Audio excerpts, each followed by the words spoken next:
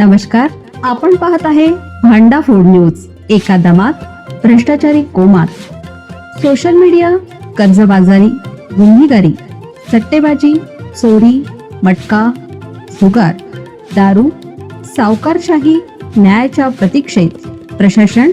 भांडा food news, एका दमात भ्रष्टाचारी कोमात। ज्यासाठी भांडण तोच मुद्दा निकाली काढला। सीएम फडणवीसांनी पालकमंत्री पदाची हवाच काढून घेतली।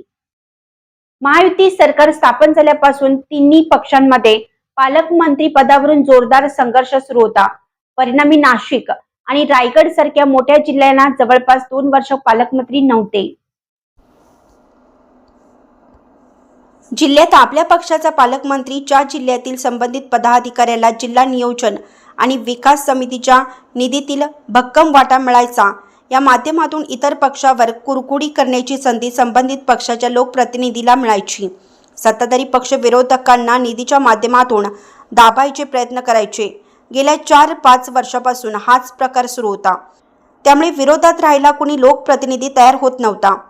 निधी मिळत नसल्याचं कारण सांगून स्थानिक पातळीवर पक्षांतरला ऊत आला होता। मात्र आता जिल्हा नियोजन विकास निधीचे वाटपावर मुख्यमंत्री फडणवीस यांनी मार्ग शोधल्याने विरोधातील लोकप्रतिनिधी आणि सत्ता पक्षातील काही जण खुश आहेत।